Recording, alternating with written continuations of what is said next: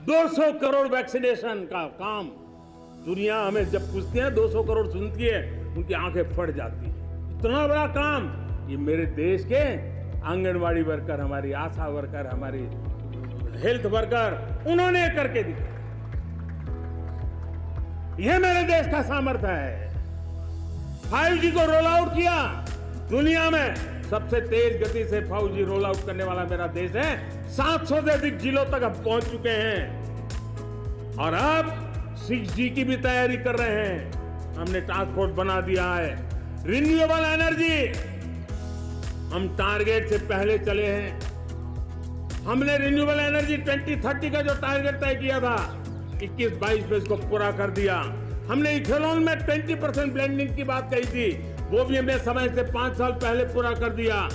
हमने $500 बिलियन के एक्सपोर्ट की बात की थी, वो भी समय के पहले $500 बिलियन से ज्यादा कर दिया। हमने तय किया, जो हमारे देश में 25 साल से चर्चा हो रही थी कि देश में नई संसद बने, पार्लियामेंट का कोई सत्र ऐसा नहीं था नई संसद के। ये मोदी है, समय के पहले नई संसद बना करके रख दिया। मेरे प्यारे भाई बहनों, ये काम करने वाली सरकार है, निर्धारित लक्ष्यों को पार करने वाली सरकार है। ये नया भारत है, ये आत्मविश्वास से भरा हुआ भारत है। ये संकल्पों को चरितार्थ करने के लिए जी जान से जुटा हुआ भारत है। और इसलिए ये भारत न रुकता है, ये भारत न थकता है, ये भारत न हाँफता है और न ही ये भारत हारता है। और इसलिए मेरे प्यारे परिवारजनों, आर्थिक शक्ति बढ़ी है तो हमारी सामरिक शक्ति को भी एक नई ताकत मिली। हमारी सीमाएं पहले से अधिक सुरक्षित हुई है और मेरे सीमा पर बैठे हुए मेरे जवान जो देश की सीमाओं की रक्षा कर रहे हैं और मेरे देश की आंतरिक सुरक्षा के संभालने वाले यूनिफॉर्म फोर्सेस, मैं आजादी के इस पावन पर्व पर उनको भी अनेक अनेक बधाई देते हुए मेरी बात को आगे बढ़ाता हूं। सेना का अधिकरण हो, हमारी सेना युवा बने, हमारी सेना बैटल के लिए रेडी, युद्ध योग्य बने। इसलिए निरंतर रिफॉर्म का काम आज हमारी सेना में हो रहा है। मेरे प्यारे परिवारजनों, आए दिन हम लोग सुना करते थे, यहां बम धमाका हुआ, वहां बम धमाका हुआ, हर जगह पे लिखा हुआ रहता था कि इस बैग को मत छूना, अनाउंसमेंट होते रहते थे। आज देश सुरक्षा की अनुभूति कर रहा है और जब सुरक्षा होती है, शांति होती है, तो प्रगति के नए अरमान हम पूरे कर सकते हैं। उसको लिए सीरियल बम धमाके का जमाना बीती हुई बात हो गई है। निर्दोषों के जो मौत होते थे तो बीते हुए कल की बात हो गई है। आज देश में आतंकी हमलों में भारी कमी आई है। नक्सल प्रभावित क्षेत्रों में भी बहुत बड़ा बदलाव आया है, बहुत बड़ा परिवर्तन का एक वातावरण बना है।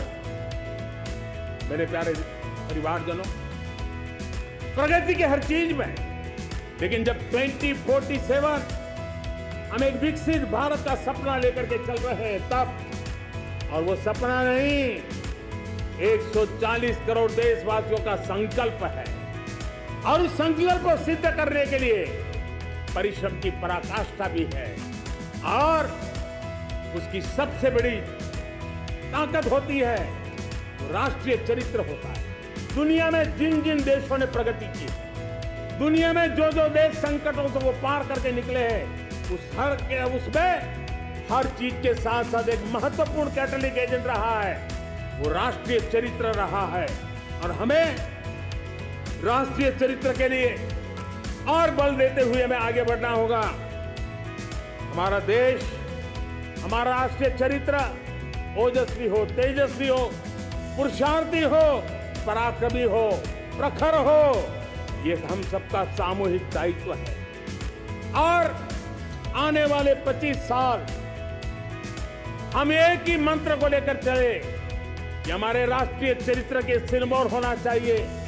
एकता का संदेश, भारत की एकता को जीना, भारत की एकता को आंच आए, न ऐसी मेरी भाषा होगी, न ऐसा मेरा कोई कदम होगा। हर पल देश को जोड़ने का प्रयास मेरी तरफ से भी होता रहेगा। भारत की एकता हमें सामर्थ्य देती है। उत्तर हो, दक्षिण हो, पूर्व हो, पश्चिम हो, गांव हो, शहर हो, पुरुष हो, नारी हो, हम सब ने एकता के भाव के साथ और विविधता भरे देश में एकता का सामर्थ्य होता है। और दूसरी महत्व की बात मैं देख रहा हूं, अगर 2047 में हमें हमारे देश को विकसित भारत के रूप में देखना है तो हमें श्रेष्ठ भारत के मंत्र को जीना होगा, हमें चरितार्थ करना होगा। अब हमारे प्रोडक्शन में मैंने 2014 में कहा था जीरो डिफेक्ट, जीरो इफेक्ट। दुनिया के किसी भी टेबल पर मेक इन इंडिया चीज हो तो दुनिया को विश्वास होना चाहिए, इससे बेहतर दुनिया में कुछ नहीं हो सकता है। ये अल्टीमेट होगा।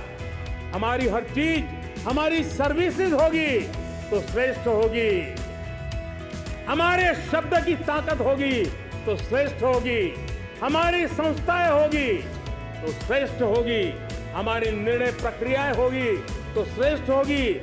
ये श्रेष्ठता का भाव लेकर के हमें चलना होगा। तीसरी बात है, देश में आगे बढ़ाने के लिए एक अतिरिक्त शक्ति का सामर्थ्य भारत को आगे ले जाने वाला, और वो है विमेन लेड डेवलपमेंट। आज भारत गर्व से कह सकता है कि दुनिया में नागरिक उड्डयन में अगर किसी एक देश में सबसे ज्यादा विमेन पायलट हैं तो मेरे देश में। आज चंद्रयान की गति हो, मून मिशन की बात हो, मेरी विमेन साइंटिस्ट उसका नेतृत्व कर रहे हैं। आज विमेन सेल्फ हेल्प ग्रुप हो, मेरी 2 करोड़ लखपति दीदी का लक्ष्य लेकर के आज विमेन सेल्फ हेल्प ग्रुप पे हम काम कर रहे हैं। हम हमारी नारी शक्ति के सामर्थ्य को बढ़ावा देते हुए विमेन लेड डेवलपमेंट के, और जब G20 में मैंने विमेन लेड डेवलपमेंट के विषय को आगे बढ़ाया है तो पूरा G20 समूह इसके महत्व को स्वीकार कर रहा है, और उसके महत्व को स्वीकार कर करके वो उसको बहुत बल दे रहे हैं।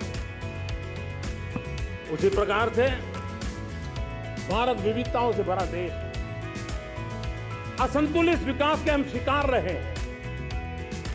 मेरा पराया का के कारण हमारे देश के कुछ हिस्से उसके शिकार रहे। अब हमें रीजनल एस्पिरेशंस को, संतुलित विकास को बल देना है, और रीजनल एस्पिरेशंस को लेकर के उस भावना को हमें सम्मान देते हुए, जैसे हमारी भारत माँ का कोई, हमारा शरीर का कोई अंग अगर अविकसित रहे तो हमारा शरीर विकसित नहीं माना जाएगा। हमारा शरीर का कोई अंग दुर्बल रहे तो हमारा शरीर स्वस्थ नहीं माना जाएगा। वैसे ही मेरी भारत माता, उसका कोई एक भूभाग भी, समाज का कोई तबका भी अगर दुर्बल रहे तो मेरी भारत माता समर्थ है, स्वस्थ है, ऐसा बैठ कर हम नहीं बैठ सकते। और इसलिए रीजनल एस्पिरेशन को हमने एड्रेस करने की आवश्यकता है, और इसलिए हम समाज का सर्वांगीण विकास हो, सर्वस्पर्शी विकास हो, भूभाग के हर क्षेत्र को उसकी अपनी ताकत को खिलने का अवसर मिले, उस दिशा में आगे बढ़ना चाहते हैं।